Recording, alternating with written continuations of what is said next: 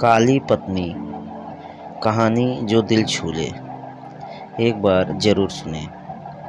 अरे रानी, तुम सांवली, ऊपर से यह काली साड़ी, वो अच्छी दिखेगी क्या तुम्हारे ऊपर?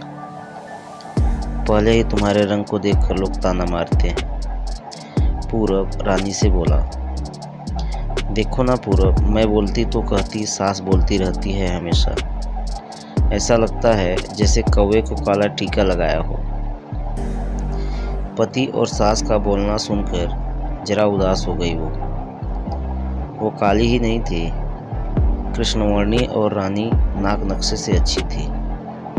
पर पति और सास कलर को लेकर रानी को हमेशा ताना मारते थे। क्या करेगा वो भी, वह गोरा और रानी कृष्णवर्णी। लोगों का क्या, वो तो नाम रखने में पीएचडी होते हैं। ब्लैक और वाइट जोड़ी बोलते थे दोनों को। पूरब का मन वैसे साफ था। रानी को अगर कोई कलर को लेकर बोलता तो उससे भी जरा अच्छा नहीं लगता था, इसलिए वह भी थोड़ा बहुत बोल देता था ताकि वह जिद न करे। लेकिन जब वो बोलता था तो उसे इस बात का पछतावा होता था। उसकी माँ घर में हमेशा कड़वाहट रखती थी। आज भी वैसे ही हुआ। घर में उत्सव के माहौल में सुबह जब सास ने रानी से बात की तो वह थोड़ी घबराई हुई थी। उसका चेहरा भी शांत था। पूरब वास्तव में खुद पर बड़ा शर्मिंदा था। अपराधी की तरह बैठने के बजाय वह काम के लिए बाहर गया। कई सारी महिलाएं काली साड़ी पहनकर सड़कों पर चल रही थी। सभी ही गोरी नहीं थी, ऐसा नहीं था, लेकिन उन पर वह काली साड़ी अच्छी लग रही थी। पूरब काम की जगह पर गया। उसका बचपन का दोस्त विकी और उसका पूरा परिवार साथ में था। जान पहचान हुई तभी पीठ के पीछे से विकी की पत्नी आई। वह भी काली सांवली ही थी। काली साड़ी पहनी थी उसने। पीछे से एक आवाज़ आई, प्रतीक्षा दीदी, अच्छी दिख रही हो आप। आपकी साड़ी भी अच्छी है और आप भी। प्रतीक्षा के चेहरे पर खुशी आई। उससे ज़्यादा विकी को खुश हो गया। पूरब विकी को कौतूहल से देख रहा था। विकी ने वह देखा और जाना। वो पूरब के सवालों को हल करना चाहता था। विकी ने पूरब को इससे सीधे ही पूछ लिया, पूछो, तुम्हारे मन में जो भी है, मैं तुम्हें उसका उत्तर देने के लिए तैयार हूँ। पूरब पहले हड़बड़ाया, फिर वह बोलने लगा कि नहीं, ऐसा कुछ भी नहीं है। विकी ने पूरब से कहा, तुम मुझे नहीं जानते कि मैं लोगों का मन कितने अच्छे से पढ़ सकता हूँ। तुम तो मेरे बचपन के मित्र हो।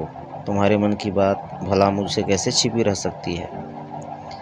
विकी आगे बोला, चलो ठीक है, तुम्हारा सवाल भी मैं ही बता देता हूँ। तुम यही सोच रहे हो ना कि मेरी पत्नी जो रंग से काली है और आज उसने काली साड़ी भी पहन रखी है, फिर भी वह और मैं कितना खुश हूँ, कैसे? पूरब यह सब कुछ शांति से सुन रहा था और कुछ भी बोल नहीं पा रहा था। विकी बोला, काला रंग ऐसा रंग है जिसमें दुनिया का कोई भी रंग मिला दें वह कभी नहीं बदलता, यानी कि किसी और रंग की संगत में वह अपना अस्तित्व कभी नहीं छोड़ता। इसी प्रकार प्रतीक्षा भी दिल से एकदम उस कलर के ही जैसी है, कभी भी रंगीन ना होने वाली लड़की है। वह अपनी मर्जी से जिए, यही मुझे लगता है। मुझे उसे खुश देखना चाहता हूँ। लोगों का क्या, वो तो बैठे ही हैं भला बुरा करने के लिए। गोरी औरत रही तो छिपकली बोलते हैं, काली होती है तो चूहा या काला कौवा बोलते हैं। क्या क्या नहीं बोलते लोग। ताना मारते रहें, हमें हमेशा खुश रहना चाहिए। वही मैं अब कर पा रहा हूँ। वो सब मुझसे बोली, और कैसी दिख रही हूँ, अच्छी लग रही हो तुम। ऐसा बोलने पर उसके चेहरे पर वो कोलगेट स्माइल देखकर मुझे सकारात्मक ऊर्जा मिली। घर से बाहर निकले तो सभी बोलने लगे कि अच्छी लग रही हो भाभी। हम दोनों ने अच्छे मन से यह बात सोची, कोई न कोई ताना मारने के लिए बोला ही होगा ना।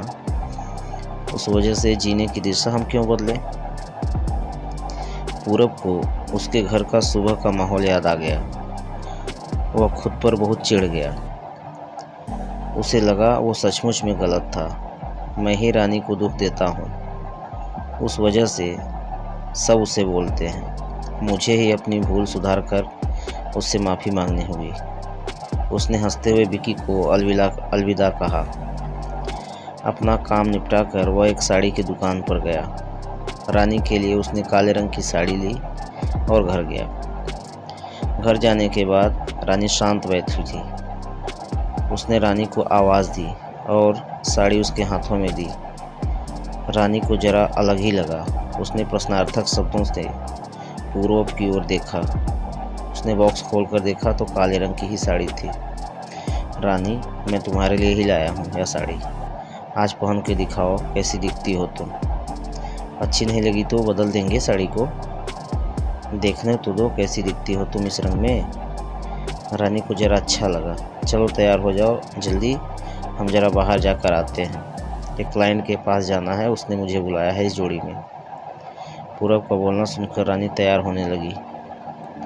काली साड़ी, उस पर हल्का सा मेकअप और लंबे बालों की चोटी।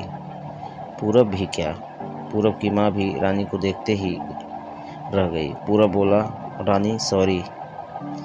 हाँ, अरे लोगों की बातों में आकर मैं तुम्हें हमेशा बोलता रहा, और खरा सौंदर्य किसमें है ये मैं भूल गया था। रंग दो ही हैं, यह जानकर फिर जीना छोड़ दें क्या? अपनी खुद की पसंद छोड़ दें क्या? तुम्हें काली रंग की साड़ी पहनना बहुत अच्छा लगता था ना, पर मैं हमेशा तुम्हें टोकता रहा। अब तुम्हें समझ में आया कि किसी भी रंग में रंगते वक्त मन को साफ हो रखो तो खूबसूरती निखरती है। तुम चाहती हो वैसे ही जियो, मैं कभी तुम्हें नहीं बोलूँगा। और हाँ, सचमुच तो तुम सुंदर दिख रही हो। तुम्हारे रंग पर अच्छा खिलता है काला रंग। रानी के चेहरे की लाली और भी ज़्यादा बढ़ गई यह बात सुनकर। शर्मा कर वह पूरब से बोली, क्या आप भी? पूरब ने रानी का मुस्कुराता हुआ चेहरा देखा और उसके बदले हुए विचारों से पूरब खुश हुआ। मन ही मन में पूरब ने विकी को धन्यवाद किया, क्योंकि यह परिवर्तन विकी के शब्दों द्वारा हुआ था। खूबसूरत दिखने के लिए खूबसूरत दिखना जरूरी नहीं है, बल्कि खूबसूरत सोच होना जरूरी है। इंसान का अगर मन सुंदर है तो इससे कोई फर्क नहीं पड़ता कि वह किस रंग का है। दोस्तों, यह कहानी आपको कैसी लगी कृपया कमेंट करके हमें अवश्य बताएं। और चैनल पर नए हों तो चैनल को प्लीज़ लाइक, सब्सक्राइब और शेयर अवश्य करें। धन्यवाद।